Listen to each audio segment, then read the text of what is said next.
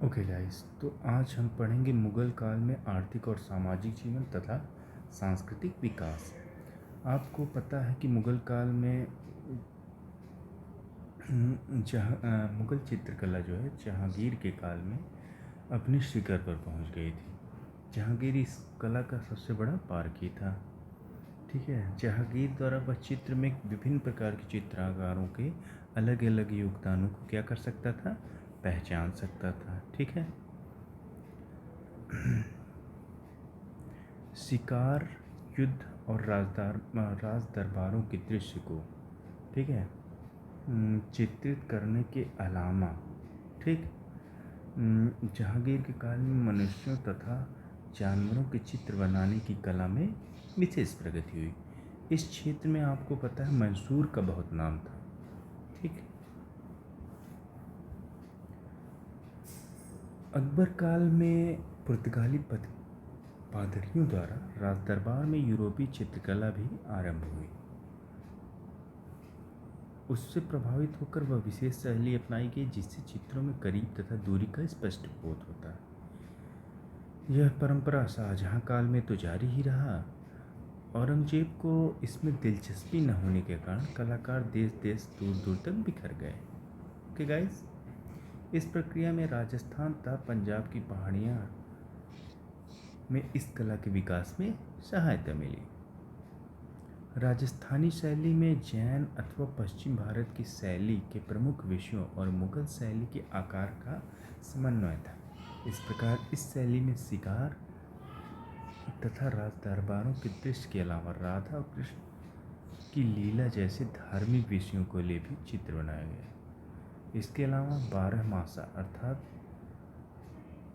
वर्ष के विभिन्न मौसम में विभिन्न रागों पर भी आधारित चित्र भी बनाएंगे। ओके गाइस, अब हम लोग पढ़ते हैं भाषा, साहित्य तथा संगीत। अखिल भारतीय स्तर पर सरकारी कामकाज तथा अन्य बातों के लिए फारसी और संस्कृत भाषाओं की महत्वपूर्ण भूमिका थी। कौन कौन सी भाषा? फारसी और संस्कृत भाषा। तथा भक्ति आंदोलन के प्रभाव से प्रांतीय भाषाओं के विकास की चर्चा हम पहले कर चुके हैं। प्रांतीय भाषाओं के विकास का एक और कारण था स्थानीय और प्रांतीय राजाओं द्वारा दिया गया संरक्षण।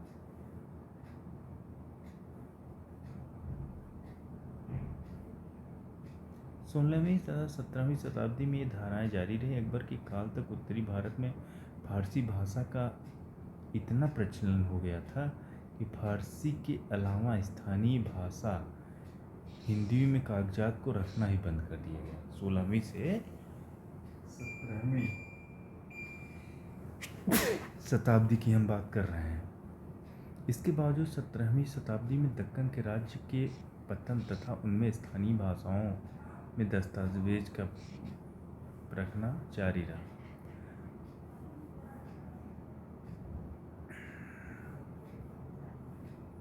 फारसी गद्य तथा पद्य अकबर के शासनकाल में क्या था, अपने शिखर पर था। उस काल में महान लेखक और विद्वान प्रमुख इतिहासकार अबुल फजल ने गद्य की ऐसी प्रचलित की कि जिसकी कई पीढ़ियों ने अनुसरण किया।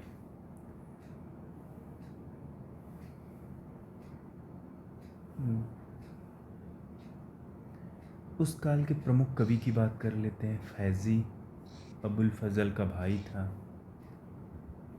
उन्होंने अकबर के किसमें, अनुवाद विभाग में बड़ी सहायता की थी। किसमें जो है, फैजी ने अनुवाद विभाग।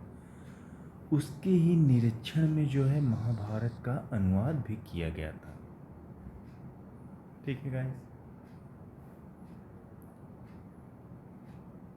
उस काल के फारसी के दो अन्य प्रमुख कवि जरा बता दीजिए कौन कौन थे? उत्बी और बताइए, आप लोग याद हो तो। उत्बी और नजीरी थे। ठीक है, फारसी के दो अन्य प्रमुख कवि। इनका जन्म कहाँ हुआ था? तो इनका जन्म हुआ था ईरान में। पर ये उन विद्वानों और कवियों में थे जो बड़ी संख्या में उस काल में ईरान से भारत आए थे। उद्बी और नज़ीरी की बात की, जिन्होंने मुग़ल दरबार को इस्लामिक जगत का एक प्रमुख सांस्कृतिक केंद्र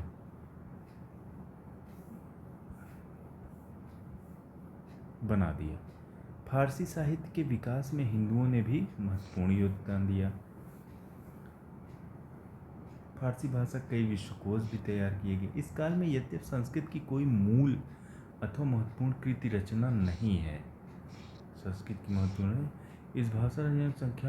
इस भाषा में रचित कृतियों की संख्या पहले की तरह दक्षिण और पूर्वी भारत में अधिकतर कृतियाँ स्थानीय राजाओं के संरक्षण में। कुछ कृतियाँ उन ब्राह्मणों की थी जो सम्राटों के अनुवाद विभाग में नियुक्त थे। ओके गाइस, इस काल में क्षेत्रीय भाषाओं पर विविधता आई। उत्कृष्ट संगीत में काव्य की रचना हुई। बंगाली, उड़िया, हिंदी, राजस्थानी, गुजराती, राधा कृष्ण, कृष्ण गोपियों की लीला, भागवत कहानी का भी प्रयोग किया गया। राम पर आधारित कई भक्ति गीतों की रचना की गई। रामायण और महाभारत का क्षेत्रीय भाषाओं में अनुवाद किया गया। कुछ फारसी कृतियों का भी अनुवाद किया गया। इस कार्य में हिंदू मुसलमान दोनों ने योगदान दिया।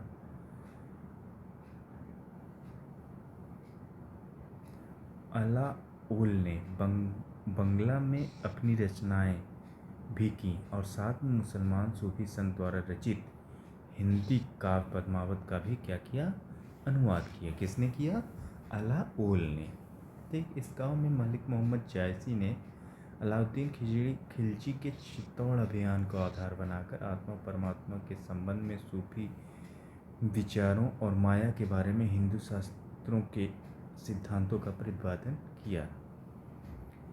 मध्य युग में मुगल सम्राट तथा हिंदू राजाओं ने आगरा तथा उसके आसपास क्षेत्रों में बोलने वाली भाषा ब्रज को भी प्रोत्साहित किया। अकबर काल से मुगल राज दरबार में हिंदू कवि भी रहने लगे।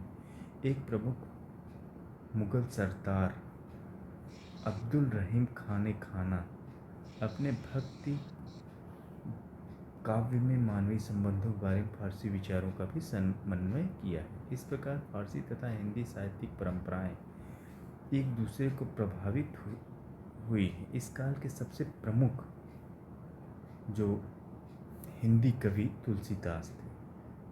कौन थे?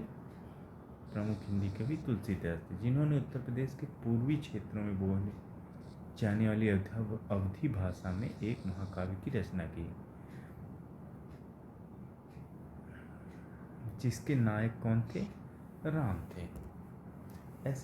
उन्होंने ऐसी जाति व्यवस्था का अनुमोदन किया जिसमें जाति जन्म आधार पर नहीं वरन मानव के व्यक्तिगत गुणों के आधार पर हो।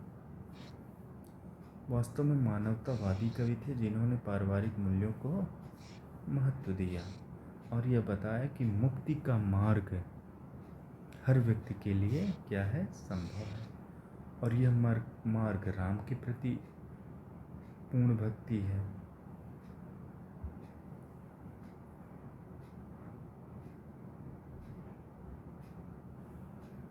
राम के प्रति क्या है?